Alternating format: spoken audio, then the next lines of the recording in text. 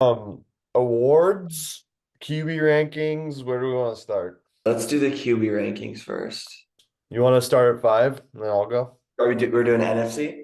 Yeah, we'll start with the NFC. It can stir some things up. All right, so at my number five, you're gonna like me for this one. I'm going Kirk You're Cousins. going Kirk. Oh my God, I need explain. He's just Mr. All Reliable. I don't think NFC is nearly as good as AFC. Oh, Not 100% because there were three-quarters of the starting quarterbacks were backups. So, yeah, but I'm looking at who's behind him, and I'm seeing number six is Kyler Murray.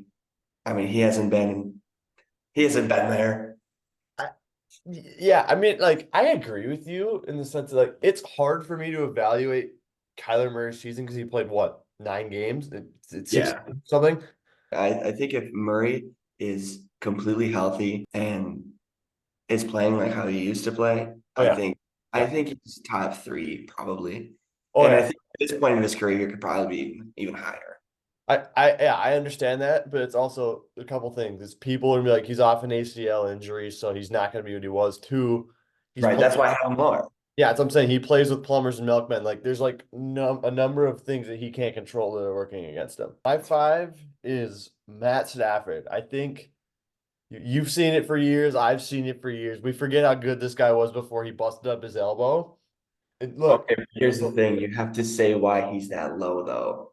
well, yeah, And I'm gonna say, yeah, I'm getting there. He's that low because again, he's playing on the Rams, and he's coming off playing on the Rams. He's coming off an elbow injury, and plus there's younger guys ahead of him. He's in his mid 30s.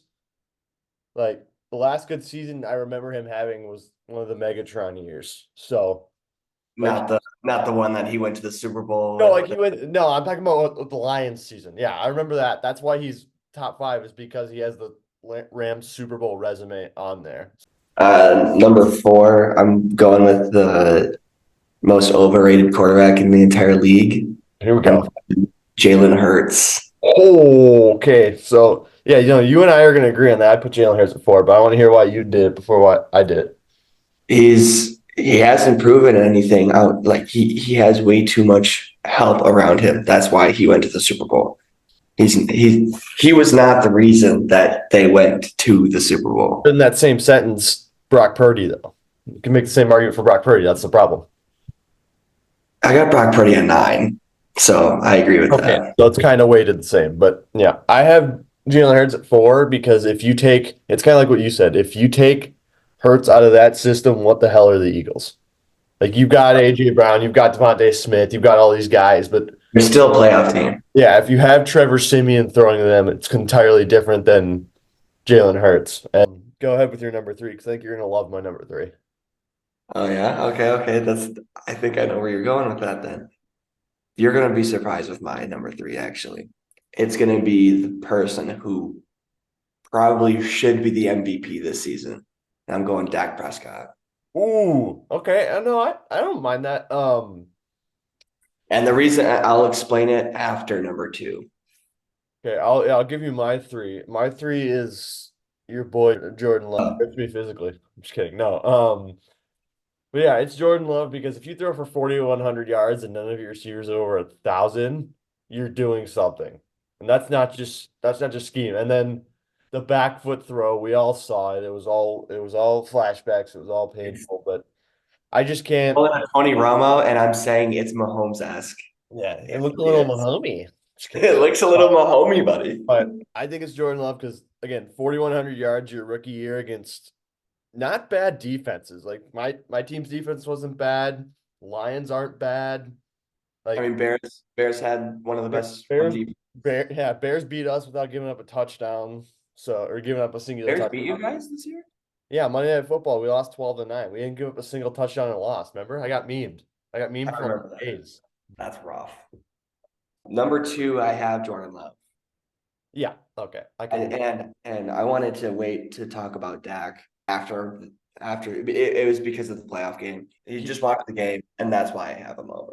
The difficult part about that is if we're evaluating him in regular season, he's Jesus Christ himself. It's great. It's awesome. Threw for 500 yards in a game during a COVID season. Like it's just, but the annual, it's become so common that we almost, it's like a holiday. It's like the annual Cowboys collapse comes in like the second Oh, or third weekend of January, and we always know it's gonna happen.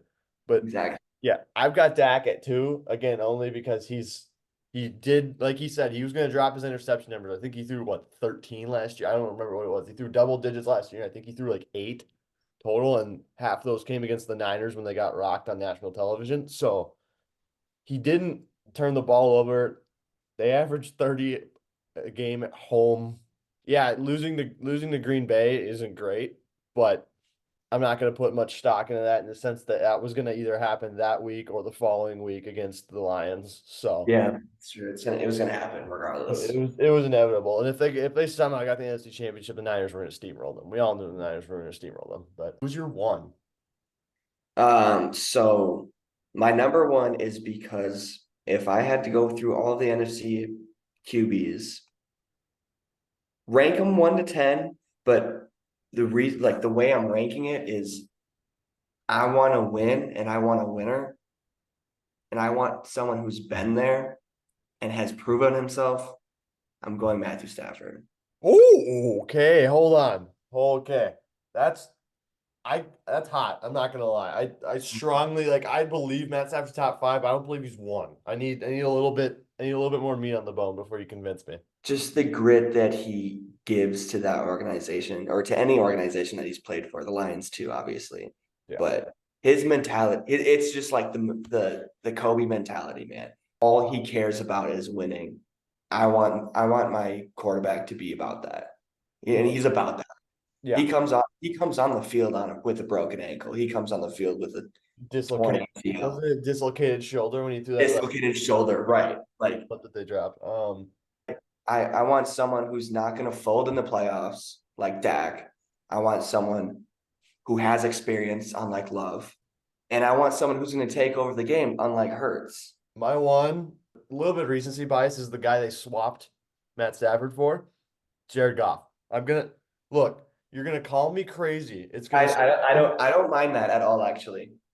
I mean, the team went from what, a 6-win Detroit team that we could count on beating twice every year to 12 wins, steamrolling us, steamrolling you guys. Almost beat the Cowboys in their own building, which no one had done to Is that. that Goff though? Yeah, that I think it is because I don't like. Yeah, Matt Stafford's doing that, but Jared Goff's a better game manager. I don't know. Like it's just one of those things where it's like they're 12-5. There's a number of things you can point to. Dan Campbell, you can point to Monroe St. Brown, you can point to the run, you can point to a number of things, but none of that goes without Jared Goff. I mean, they put up 30, they're putting up 20 plus a game regularly. Like you don't just normal quarterbacks don't just do that. I It just think I happens. think I think his stats are getting a little bit buffed from that offensive line though. 100%, which is why I cautiously said I'm putting him at 1. For now, that could totally change because I all the guys in the list, with the exception of Stafford, are going to play for another 5, 10 years. So